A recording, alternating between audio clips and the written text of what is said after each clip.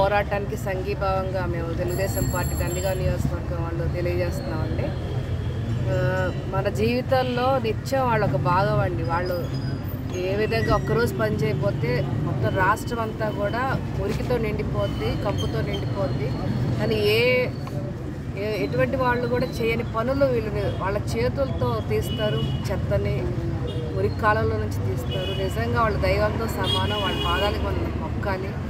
మరి అటువంటి వాళ్ళు వాళ్ళ పోరాటాల కోసం గత 10 రోజులుగా పోరాటం చేస్తూ వాళ్ళ హక్కుల కోసం పోరాటం చేస్తుంటే కనీస స్పందన లేదు ఈ ప్రభుత్వంలో. అదేవిధంగా గతంలో తెలుగుదేశం ప్రభుత్వంలో ఇలానే వాళ్ళు సభ్యులు చేస్తే ప్రభుత్వాలు పిలిచి చర్చలు జరిపేవాళ్ళు, వాళ్ళకి సానుకూలంగా స్పందించేవాళ్ళు. కానీ ఈరోజు అటువంటి వాతావరణం ఈ రాష్ట్రంలో లేదండి. వాళ్ళని గాలికి వదిలేశారు, వాళ్ళ హక్కుల్ని కనీసం పట్టించుకోవట్లేదు, చర్చలు జరపట్లేదు. అదేవిధంగా 10 రోజులైనా కూడా కనీసం సానుకూలంగా స్పందించట్లేదు. బలవంతంగా ఏదైతే వాళ్ళు పనులు చేస్తున్నారో వాళ్ళని వేరే వాళ్ళ చేత చేపించాలని చెప్పి నిన్న వాలంటీర్స్ చేత కూడా రంగంలోకి దింపడం జరిగింది. చాలా అమానుష్యం. తప్పకుండా ప్రభుత్వం వెంటనే స్పందించాలి.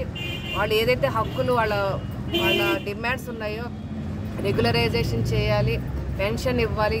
మరి కొంతమంది పెన్షన్ అయినా కూడా వాళ్ళకి బెనిఫిట్స్ ఇంకా రావట్లేదండి.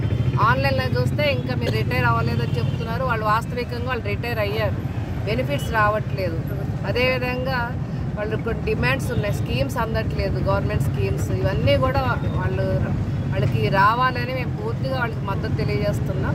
తప్పకుండా రానున్నది తెలుగుదేశం పార్టీ ప్రభుత్వమే. అధికారంలోకి వచ్చాక తప్పకుండా వాళ్ళకి మేము సానుకూలంగా స్పందిస్తామని, ఈరోజు వాళ్ళ డిమాండ్స్ ఏదైతే ఉన్నాయో తప్పకుండా అధిష్టాన దృష్టికి తీసుకెళ్తామని మేము తెలియజేసుకుంటూ, గత 10 రోజులుగా వీళ్ళకి పండగలు లేవు, ఏమీ లేవండి. అందరూ కూడా బిలో పావర్టీ లైన్ వాళ్ళే ఉంటారు మ్యాక్సిమం, శానిటేషన్ వర్కర్స్ అందరూ కూడా. అటువంటి వాళ్ళు ఒక్కరోజు కూడా వాళ్ళకి కూలీ రాకపోతే చాలా దారుణంగా ఉంటుంది వాళ్ళ పరిస్థితి.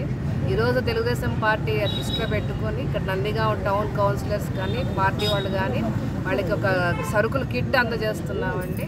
ఆ లిస్ట్ తర్వాత చెప్తాము. నేను మనస్ఫూర్తిగా వాళ్ళందరినీ కూడా అభినందిస్తున్నాను.